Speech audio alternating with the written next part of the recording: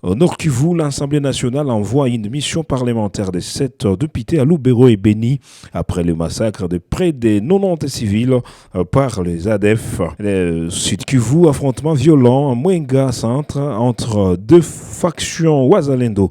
Au moins 3 morts, population en panique. Et au Nord Kivu, dans le Massissi, déplacement massif, écoles fermées, civils tués. La situation humanitaire devient intenable après les combats entre Lifestyle M23 et les Wazalendo. Et au Kasaï, plus de 500 personnes déjà vaccinées contre Ebola à Boulapé. L'OMS renforce la riposte avec l'arrivée de 45 000 doses supplémentaires. Commençons, mesdames et messieurs, cette actualité, mais avant tout, je veux vous demander de vous abonner sur notre page Youbi Media officielle, d'activer la cloche de notification pour ne pas rater notre rendez-vous, visualiser aussi nos différentes vidéos et pourquoi pas commenter et nous serons heureux. On l'a dit, mesdames et messieurs, bombardement dénoncé dans le territoire de Rutshuru, Goma. Le 19 septembre 2025, l'Alliance Fleuve Congo, AFC-M23, accuse les forces armées congolaises et leurs alliés d'avoir mené ce vendredi matin de bombardements sur plusieurs zones habitées du territoire de Rutshuru au Nord Kivu. Selon un communiqué du mouvement, le frappe aurait débuté vers 7 heures juste et visait notamment Bibwenyenge et Chitohembe et les villages environnants. Ce sont des zones hautement peuplées. La FC-M23 mentionne l'utilisation d'un avion de chasse Sukhoi 25 et des drones CH-4. Il affirme que ces attaques ont causé des pertes en vies humaines parmi les civils ainsi que de nouveaux déplacements forcés. Ces allégations n'ont pas encore été confirmées de manière indépendante. Contactés par la presse, les autorités militaires congolaises n'avaient pas encore réagi dans l'immédiat. Ce nouvel épisode survient dans un contexte de forte tension dans la région où les affrontements entre l'armée congolaise et le M23 se sont intensifiés ces dernières semaines. Direction Sud Kivu maintenant à Mwenga Centre, c'est la panique depuis mercredi dernier. Des factions de la milice Wazalendo s'affrontent pour le contrôle de cette cité stratégique. Les groupes du général autoproclamé Malaika et celui du général Nyalikiba.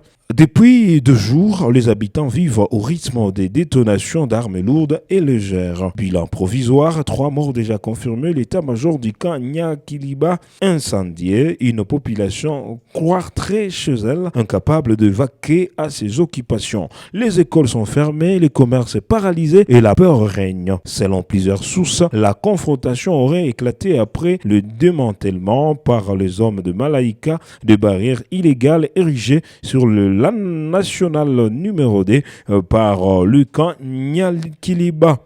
Ces barrières servaient notamment à taxer illégalement le passant et véhicules. Mwenga est un territoire riche en or et autres minéraux, ce qui explique la convoitise des groupes armés qui cherchent à contrôler les zones minières.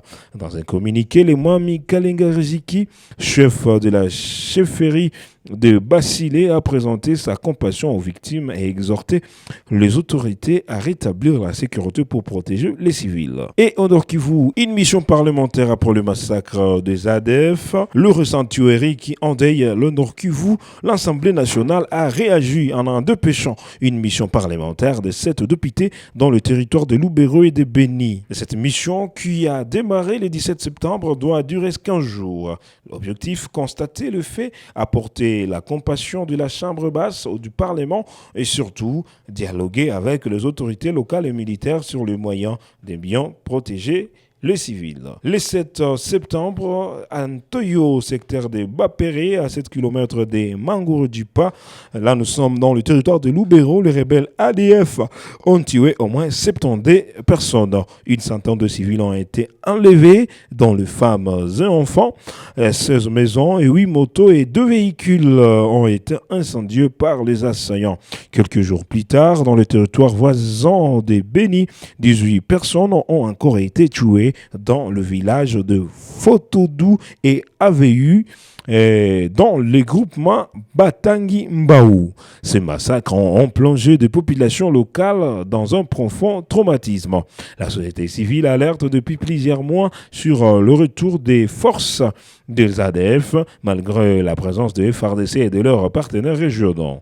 Les habitants dénoncent une insécurité permanente, marquée par des tueries massives, des enlèvements et des incendies de villages entiers. La mission parlementaire promet donc de porter ces revendications à Kinshasa. Toujours au Nord Kivu dans les Massissi, une crise humanitaire sans précédent est observée.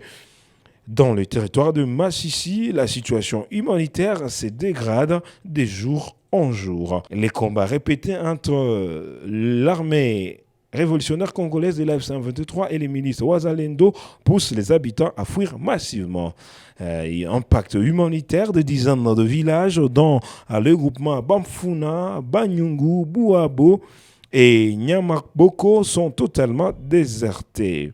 Les populations se déplacent constamment, vivant dans des conditions précaires sans assistance humanitaire suffisante. L'accès des ONG est rendu difficile par l'insécurité. La crise touche particulièrement le secteur de l'éducation. Au moins 19 écoles primaires et 8 secondaires sont fermées depuis la rentrée.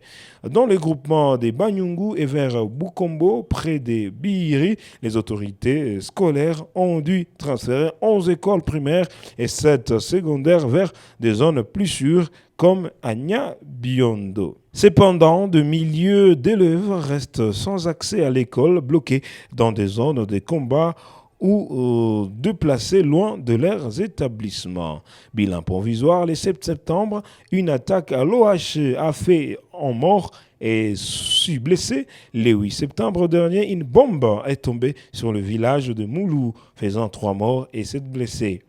Le civil paye toujours le prix, donc un lourd tribut entre tueries, déplacements forcés et privation d'éducation.